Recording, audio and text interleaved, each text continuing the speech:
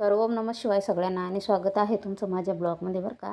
तर हे चाललं आपलं बघा सकाळचं रुटीन. तर आता इथं मी कणिक भिजवून घेणार, कणिक बाजूमध्ये ठेवून देणार. तोपर्यंत मी मटकीची भाजी आणि सूप बनवायचं आहे शेवग्याच्या शेंगांचं, ते बनवून घेणार.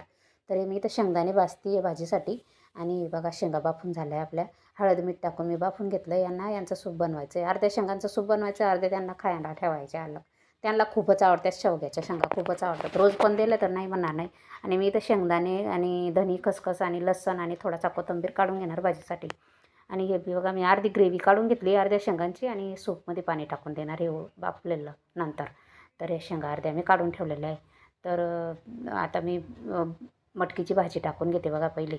तर इथं मी थोडीशी हळद आणि 2 चमचे मिरची पावडर आणि आपला अंबारी मसाला. अंबारी मसाला मी गावाकडूनच घेऊन येते. गावाला आले म्हणजे अंबारी मसाला मी आणतेच, कारण की इथं सुरतला भेटतच नाही. आणि 6 महिने 12 महिने गावाला यायला पण भेटत नाही. त्याच्यामुळं मग मी अर्धा किलोचं पॅकेट घेऊनच येते बघा. आणि मग तसं कोणी गावाहून आलं तर मग घेऊन येतं. तर ही झाली आपली बघा भाजी रेडी. बाजरीच्या भाकरीसोबत तर खूपच भारी लागते अशी भाजी. पण काय करणार आता, पीठच नाही आहे आज, दळून आणायचं आहे आज.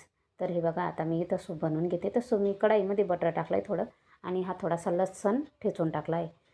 कारण की आता सगळ्यांची पद्धत अलग असते बरं का बनवायची, पण मी अशा पद्धतीने बनवते कारण की त्यांना असं आवडतं. तर हे लसूण ठेचून टाकला आणि हे थोडीशी ग्रेव्ही मी मिक्सीमध्ये काढून घेतली होती ती त्याच्यामध्ये टाकून देणार. याला 2-3 मिनटं थोडंसं कलसून घेणार आणि मग ते कुकरमध्ये जे शेंगा बाफलेलं पाणी ना ते नंतर मग मी वरून हे बघा टाकून दिलं. तर हे असं आपलं सूप तयार झालं आहे. आता याच्यावरती मी थोडासा मिरी पावडर टाकणार आणि थोडीशी कोथिंबीर टाकून देणार. तर हे झालं आहे आपलं सूप रेडी. आणि मग नंतर मला बनवायच्या आहे चपात्या, कारण की कणिक भिजून ठेवलेलं आहे आपलं. तर चपात्या बनवून घ्यायचं. तर आमच्या रोहिणीबाईचं चाललं, रोहिणी मम्मी मला खिचडी खायची, साधी खिचडी खायची, कारण की सगळ्यांना काल मी डीमार्टला गेलेली तर लोणच्याची बरणी आणलेली.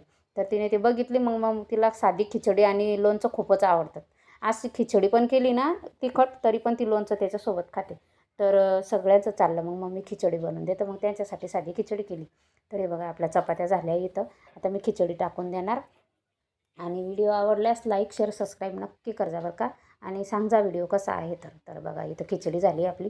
आणि हे चाललं आहे आपलं आता किचन साफ. आणि बेसिंग पूर्ण भांड्याने भरलेलं आहे बरं का, ते बघा.